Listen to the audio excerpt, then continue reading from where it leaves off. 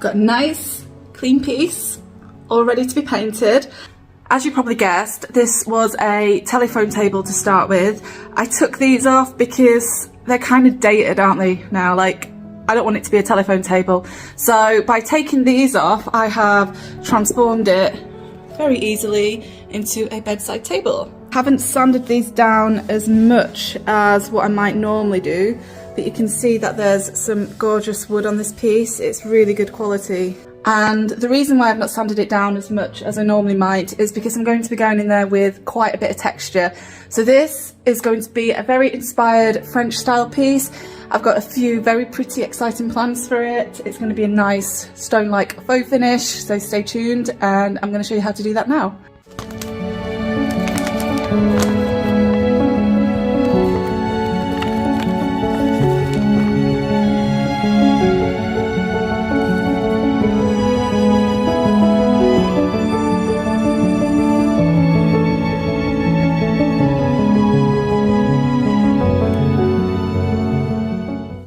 Sea Spray tells you to use 2 scoops with 8 ounces of paint, but honestly I just like to kind of make it up as I go along.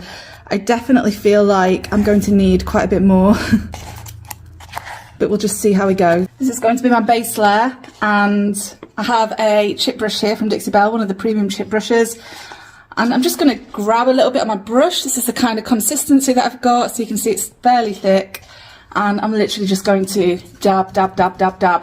Dab that bad boy.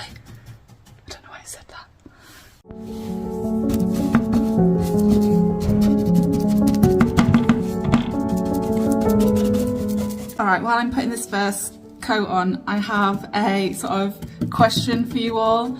A bit of an opinion poll. So as furniture restorers, artists, upcyclists, whatever you want to call yourself, do you think that we should be sort of branding it more as an upmarket, elite kind of, you know, profession to be in? Or do you think we should be marketing it as sustainable, accessible, something that we can really teach anybody to do? Something I've been thinking a lot about lately, and I can see it from both sides. So I firstly think that yes, there is definitely a market for high-end upcycling, because there is a lot of work put into it, especially when you've done it for years and you've learnt the profession, you've learnt the art, especially if you're fixing up massively damaged stuff and or you are painting, you know, art onto furniture, then yeah, you can demand higher prices for sure. However, I also think due to, like, I am massively into, you know, saving the environment and all of that stuff. As a value, it's really important to me. So I feel personally like we should incorporate both. So if you're someone who can command higher prices and you want to brand yourself as higher end, then yes, definitely. But I also think that we should make this world accessible so that people can do it on their own terms, on their own budget as well. Just want to know what you guys think about that.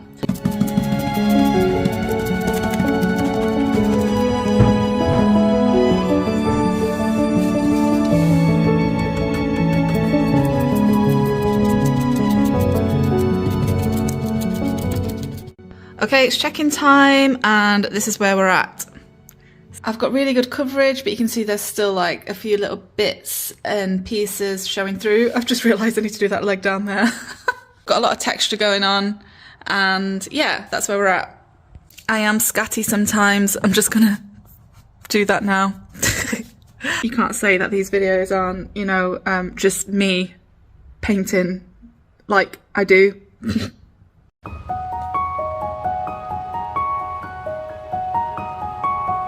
I'm now using Best Dang Wax in white, and I'm putting white wax all over this before I go in with my next layer of paint. And I know some of you might think this is a bit weird, because it's meant to be a sealant or a decorative finish, but what I'm hoping and what I've done in the past is when I've put on white wax like this, is that it means when I put on my next coat of paint is going to look really faded, because it's going to be settling on top of the wax rather than a harder surface, which is just going to make it look softer and then just more faded in areas. I'm hoping I'm explaining that well, but you'll see what I mean in a second.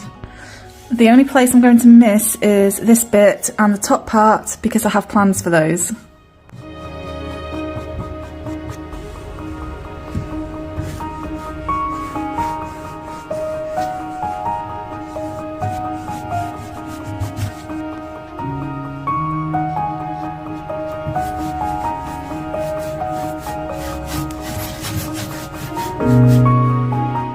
Okay, it's check-in time again. I just want to show you guys the progress as I go along.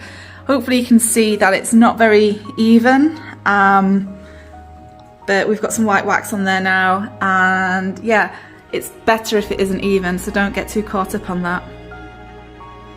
Okay, my next colour is Dusty Blue.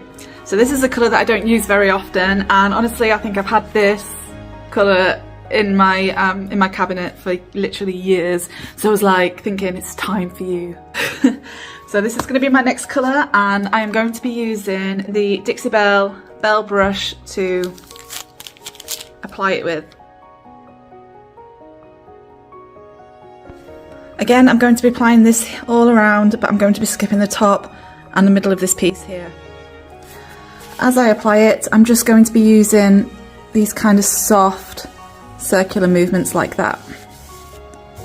I did just get a little bit there, it's fine, I can sort it out afterwards.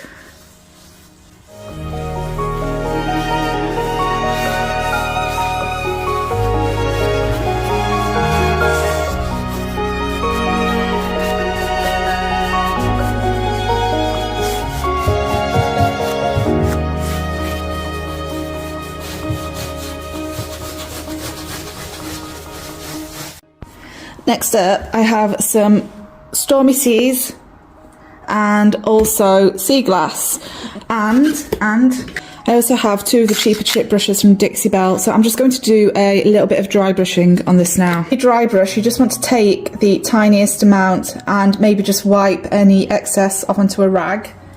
So you can see I've barely got any on my brush at the moment, and then I'm just kind of going to go in and just very lightly brush it over some areas.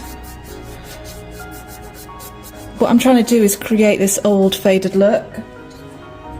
I also have my original brush to hand, just so I can go over some of it, just to sort of soften the edges out. So what I'm thinking here with the Sea Glass is just to create like a bit of a highlight, as though the sun may have bleached some of it, and you know, it's just the pigments have faded over time. Then, with the Stormy Seas, which is a bit of a darker colour, I'm just going to lightly brush over those edges, and that's just going to create a bit of a vignette and that little bit of age, you know, like the corners have been fingered a lot and they've gotten really dirty. A similar look to what you might get with dark wax, which we will be using some of that soon as well.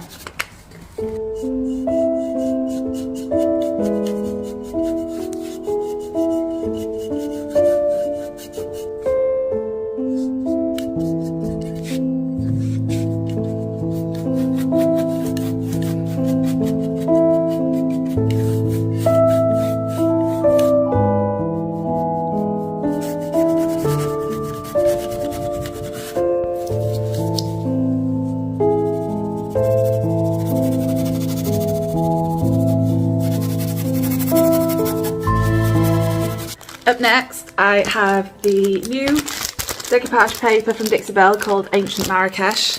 And I'll get this out now and show it you.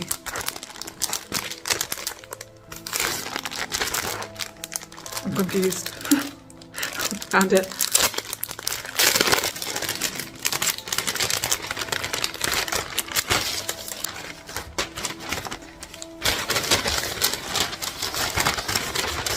So it's quite big, and it has this really oldie world vibe to it. And can you guess where I'm going to put it? I'm sure you can. I'm sure you've probably already figured it out. Yes, it's going in this panel here.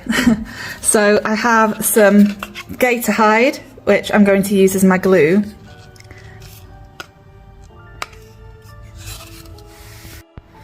And I'm going to give it really good coverage all inside this panel.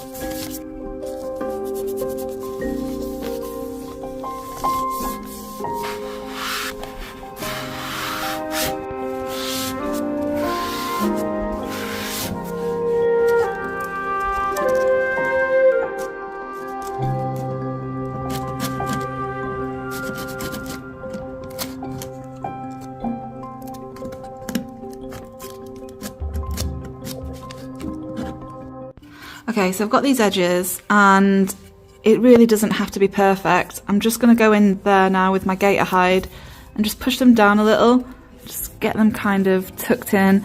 If you want a more precise look, then obviously measure it out beforehand, use a Stanley knife or that kind of thing, but I'm happy to have it looking kind of distressed. And now I'm just going to do the exact same thing on all the other sides.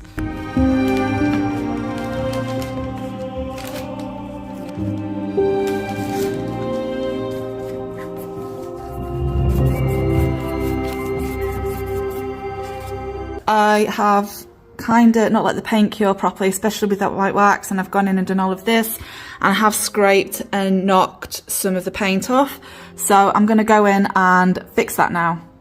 It's really easy. All I'm going to do is, I've got a tiny bit of the dusty blue on my brush again, and I'm just going to kind of stipple over it, and in these edges here as well. If I get a bit on the paper, again, it's fine because I have that distress kind of look anyway, so yeah, you guys should know me by now.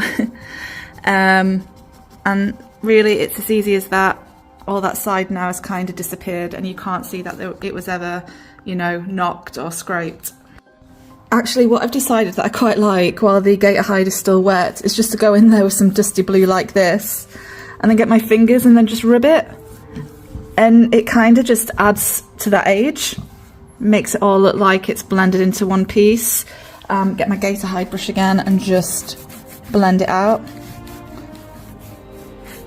See, these little things, these little mistakes that happen sometimes can be turned into positives. While the gator hide's still tacky, I've just got a sanding pad and I'm just going to lightly rub over it. I want some of that texture underneath to really shine through. I'm actually distressing it again, but I think I quite like it. I might leave it actually. You don't have to, you can paint back over, but I'm going to leave that that distress look that's going on here. I think. We'll see.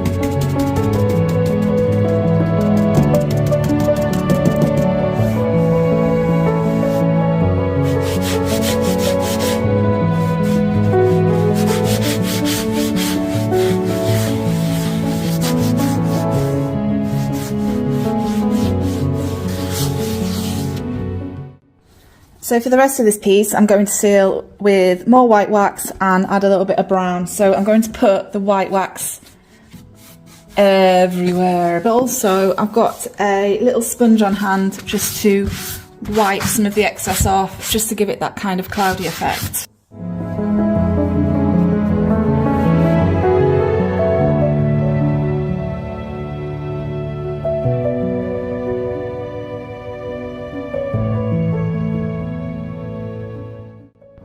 Lastly, I have a little bit of brown wax and I'm just going to add a tiny little bit of this to my brush and put this around the edges mainly. Again, just doing soft circular movements, not putting loads on all at once, and this is just going to age it a little bit more. I've got my brush handy just to wipe some of that excess away, just to make it look less thick and more natural.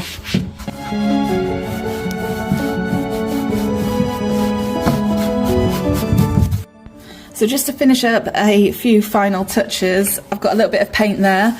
All I do is give it a bit of a sand. Sometimes it needs stronger sandpaper, just to very lightly pull it off like that around the edges. I'm now using for the inside of the piece Big Mama's Butter in Orange Grove, which is not only going to make this smell gorgeous, but it will also nourish and revive the wood as well.